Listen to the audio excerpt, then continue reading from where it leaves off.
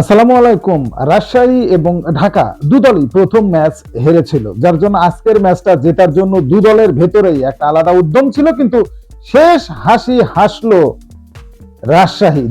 রাজশাহী দুর্বার ভাবে জয় ছিনিয়ে নিল ঢাকা ক্যাপিটালস এর কাছ থেকে। আসলে ঢাকা ক্যাপিটালস এর যেসব প্লেয়ার তারা কিনেছে, কেন কিনেছে এবং এই প্লেয়ার নিয়ে কিভাবে আসলে ম্যাচ জেতা যায় সেটা একটা দেখার কিন্তু বড় ব্যাপার।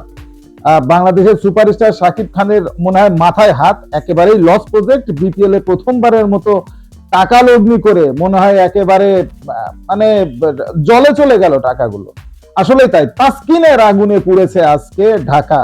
কি বলটাই না করেছে তাসকিন! ও ফ্যান্টাস্টিক, অসাধারণ, ট্রেমেন্ডাস, যেভাবেই ব্যাখ্যা করেন সেটা কম হয়ে যাবে। রেকর্ড করেছে, এ যাবৎ পর্যন্ত 11টা বিপিএল হয়েছে, এর ভেতরে বাংলাদেশের কোন প্লেয়ার তো দূরে থাক, বাইরেরও যত প্লেয়ার আছে কেউ 7 উইকেট পায়নি। সেই কাজটাই আজকে তাসকিন করে দেখালো। এমনিতেই শীতের আবহাওয়া, কুয়াশাচ্ছন্ন মেঘলা আকাশ, এর ভেতরে যে দুর্দান্ত পেস বোলিংটা দেখিয়েছে তাসকিন, 4 ওভারে মাত্র 19 রান দিয়ে একাই ধসিয়ে দিয়েছে। 7টা উইকেট নিয়ে বিপিএল এর রেকর্ডটা করেছে। একটুর জন্য বিশ্ব রেকর্ডটা হয়নি, আর একটা উইকেট পেলেই বিশ্ব রেকর্ডটাও হতো। টি-20-র বিশ্ব রেকর্ডটাও তাসকিনের কোর্টে চলে যেত। মুস্তাফিজ সেটা হতে দেয়নি মানে মুস্তাফিজ যদি আউট হতো তাহলে কিন্তু রেকর্ডটা হয়ে যেত। তারপরও যেটা হয়েছে, বিপিএল যেটা দেখেছে, দর্শকরা মাঠে বসে, দর্শকরা মাঠের বাইরে যারা টেলিভিশনের পর্দায় দেখে চোখের শান্তি রে ভাই। যে বলটা করেছে তাসকিন, আর কোনো কিছুরই বলা লাগে না। লিটন কুমার দাসকে 0 রানে আউট করিয়ে তার অগ্নিঝরা বোলিং শুরু।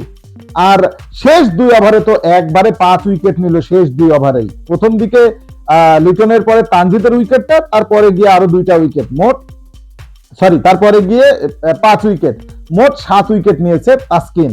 বলার মতো কিছুই নেই। তারপরে শাহাদত 50 আর স্টিফেনের 46, এই 2টা রানের উপর ভর করে 174 করেছিল ঢাকা।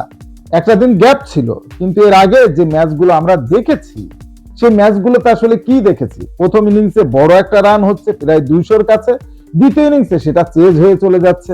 ঠিক তেমনটাই ঘটেছে। তবে এর জন্য কিন্তু বাহবা দিতেই হবে রাজশাহীর ক্যাপ্টেন তো এমনই হতে হবে। রাজশাহীর ক্যাপ্টেন এনামুল হক বিজয় অনেক কিছু প্রমাণ করতে চাচ্ছেন, সেই প্রমাণে তিনি সাকসেস এ পর্যন্ত। প্রথম ম্যাচে ইয়াসিরকে নিয়ে যে দুর্দান্ত পার্টনারশিপ করেছিলেন, 60 একটা ইনিংস খেলেছিলেন, সেটাকে আজকে ছাপিয়ে গেলেন স্ট্রাইক রেট দিয়ে।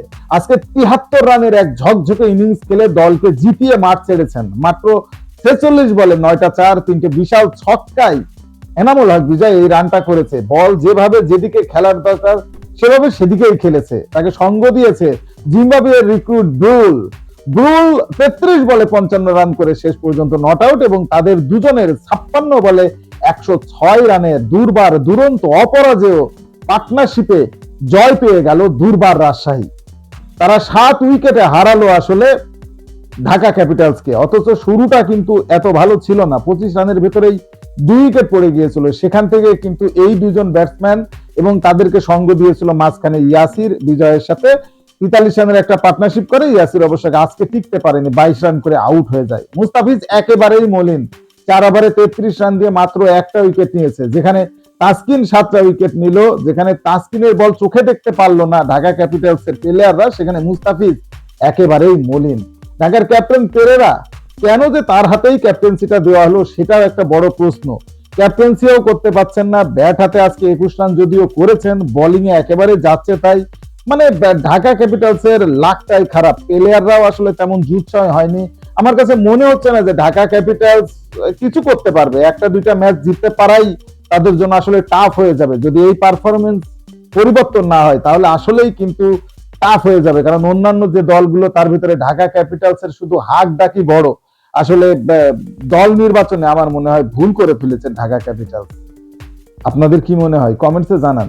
স্পোর্টস এর সর্বশেষ আপডেট জানতে স্পোর্টস চ্যানেলটি এখন সাবস্ক্রাইব করে বেল আইকন বাজিয়ে দিন। ধন্যবাদ।